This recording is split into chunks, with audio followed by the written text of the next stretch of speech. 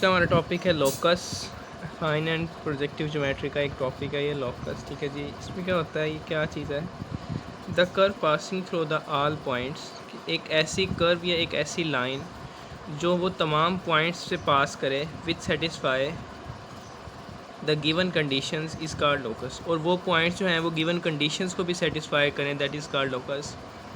इसकी डेफिनेशन ये है कि अगर हम एक कर्व ड्रा कर रहे हैं, एक कर्व या एक लाइन जो है हम पास करवा रहे हैं ऑफ ऑल पॉइंट्स, कुछ पॉइंट्स है, और वो पॉइंट जो हैं, वो लाइन जो है जो पॉइंट से पास कर रही है, वो गिवन कंडीशन जो हमें क्वेश्चंस के अंदर दी जाएँ उनको सेटिस्फाई करे, उसको हम क्या कहते हैं? लोकस कहते हैं। ठीक है, इसको सॉल्व करने से मान लिया हमारे पास कुछ चीज़ें होती हैं इनकी, इस लोकस को सॉल्व के क्वेश्चंस को सॉल्व करने के लिए।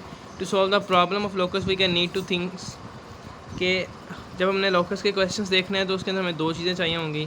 टू ड्रा द लोकस, पहली है to draw the locus by constructing a sufficient numbers of point satisfy the given condition, कि जो हमें लोकस के लिए पॉइंट गिवन है, ठीक है, जो हमें पॉइंट्स गिवन है, गिवन कंडीशन गिवन है, हमने उसको ड्रा कर लेना है। ठीक है, उसको हमने एक्स वाई एक्सिस पे ड्रा कर लेना है।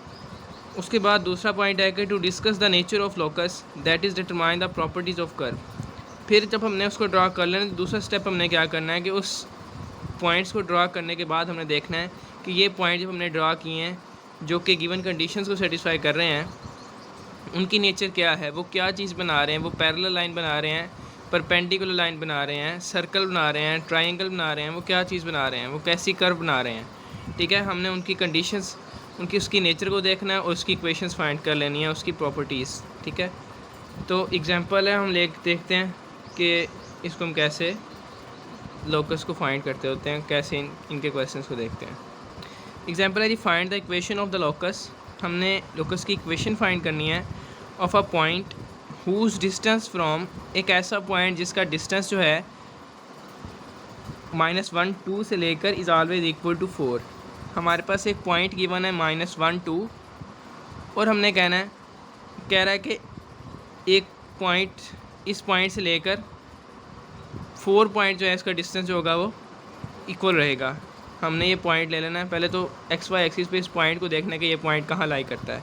उसके बाद फिर हमने इस पॉइंट से हमने 4 डिस्टेंस अबव देखना है। ठीक है, 4 डिस्टेंस पर देखना है कि इस पॉइंट को जब भी हम ड्रा करें तो वो 4 डिस्टेंस इक्वल्स आए। तो हम इसकी डायग्राम कैसे बनाएंगे, ग्राफ कैसे बनाएंगे, वो देखते हैं इसका। स्टेप 1 में हमने क्या देखा था कि सबसे पहले जो हमें पॉइंट गिवन होगा उसकी हमने क्या बना लेनी है, उसकी एक ड्रा कर लेना, उसको एक्स वाई एक्सिस पे। ये हमने एक्स और वाई एक्सिस लिए, हमारे पास पॉइंट गिवन था -1 2, एक्स की वैल्यू -1 है, वाई की वैल्यू 2 है, तो हमारे पास ये पॉइंट आ गया -1 और 2। उसके बाद डिस्टेंस था 4, के इस पॉइंट से लेकर 4 तक का डिस्टेंस हमने लेना। जैसे अब यहाँ तक एक 1 है तो 1 2 3 4 ये एक पॉइंट आ जाएगा। इस पॉइंट से यहाँ तक का डिस्टेंस कितना हो जाएगा? 4 हो जाएगा। इस पॉइंट से यहाँ तक का डिस्टेंस भी 4 होगा, यहाँ तक का भी 4 होगा और नीचे, मतलब इस पॉइंट से हम जहाँ पे भी डिस्टेंस ड्रा करें, जहाँ पे भी लाइन ड्रा करें, तो उसका डिस्टेंस क्या होना चाहिए? 4 होना चाहिए। तो ये देखने से जब हम सारी पॉइंट्स ड्रा करके देख लेंगे तो हमारे पास एक क्या बन जाएगा? एक सर्कल बन जाएगा। ठीक है, स्टेप 2 के अंदर क्या था कि हमने जो ऊपर डायग्राम बनाई है, स्टेप 1 जो हमने ड्रा किया है उसके लिहाज से हमने उसकी नेचर देखनी थी। ठीक है, ये तो हमने सिर्फ ड्रा कर लिया, फिर हमें नहीं पता कि ये क्या चीज़ है। स्टेप 1 सिर्फ हमें ये बता रहा था कि इसको ड्रा करना है। स्टेप 2 के अंदर ये है कि जो हमने चीज़ ड्रा की है उसकी हमने इक्वेशन बनानी है, उसकी प्रॉपर्टी देखनी है, उसकी नेचर देखनी है कि वो क्या चीज़ बन रही है। तो डिस्टेंस का फार्मूला क्या होता है? हम यहाँ पे डिस्टेंस फार्मूला लगाएंगे, d = x - x1 का स्क्वायर प्लस y - y1 का स्क्वायर पर होल अंडर रूट आ गई। x + 1 पॉइंट्स हमें गिवन थे -1 और 2, हमने यहाँ पे पॉइंट्स पुट किए, क्या आ गया? x + 1 का स्क्वायर प्लस y - 2 का स्क्वायर, स्क्वायर्स ओपन किए, अंडर रूट ख़त्म की, स्क्वायर लिया ऑन बोथ साइड, हमारे पास इक्वेशन बन गई x² + y² -4y + 2x + 5 = 16, plus का 16 आगे माइनस का 16 क्या आ जाएगा? माइनस का 11। This required equation is circle. जो हमारे पास इक्वेशन आई है वो सर्कल की इक्वेशन है। हुज सेंटर इज़ -1 2, जिसका सेंटर कितना है? एक ऐसा सर्कल है जिसका सेंटर कहाँ पे लाई कर रहा है? -1 2 पे पॉइंट पे, और उसका रेडियस कितना है? 4 है। मतलब ये जो हमने सेंटर सर्कल बनाया है इसका सेंटर क्या था? -1 और 2 था, और इसका रेडियस सेंटर से लेकर सरकमफेरेंस तक का डिस्टेंस जो होता है वो रेडियस कहलाता है। तो यहाँ से यहाँ तक का डिस्टेंस कितना था, 4 था, और यहाँ से लेकर हर पॉइंट तक का डिस्टेंस कितना है, 4 है। तो हम कह सकते हैं कि एक सर्कल की इक्वेशन है जिसका एक ऐसा सर्कल है जिसका सेंटर जो है वो -1 और 2 पॉइंट है और इसका रेडियस कितना है, 4 है। एक और एग्जांपल देखते हैं लोकस की। Find the equation of the straight line passing through this point and having inclination point.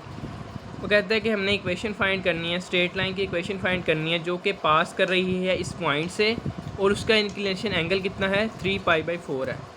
वो कह रहा है कि हमने एक ऐसी स्ट्रेट लाइन की इक्वेशन फाइंड कर रही है जो स्ट्रेट लाइन जो है वो इस पॉइंट P से पास कर रही है और उसका इंक्लिनेशन एंगल कितना है, 3π/4 है।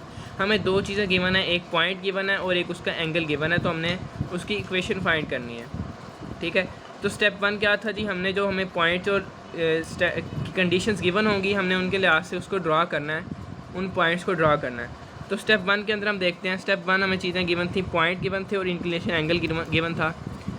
पॉइंट है 4 - 1, x की वैल्यू 4 है, y की वैल्यू -1 है, तो हमारे पास ये पॉइंट आ गया।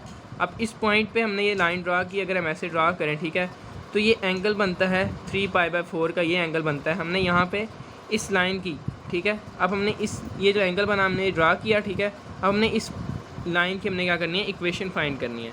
वो हम कैसे करेंगे, ये तो हमने सिर्फ जो पहला स्टेप था हमने सिर्फ सिंपल कंडीशंस को ड्रा किया। स्टेप 2 के अंदर हमने इक्वेशंस फाइंड करनी है, उसकी जो लाइन हमने बनाई है उसकी प्रॉपर्टीज़, उसकी नेचर देखनी है। हमें पता है कि स्लोप फार्मूला एक तो होता है लाइन फाइंड करने का फार्मूला होता है y = mx + c, लेकिन यहाँ पे हमारे पास y भी है, x भी है, m भी हम फाइंड कर लेंगे, लेकिन हमारे पास कांस्टेंट c नहीं है। ठीक है, तो हम ये वाला फार्मूला यूज़ नहीं करेंगे। तो इसलिए हमारे पास स्लोप का फार्मूला होता है m = y - y1/x - x1।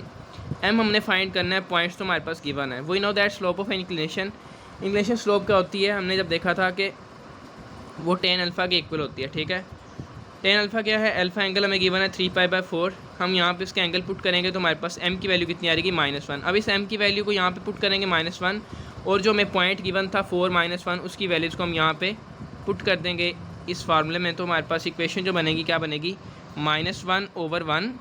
ठीक है, m की वैल्यू कितनी आ गई, -1 आ गई, = y + 1/x - 4।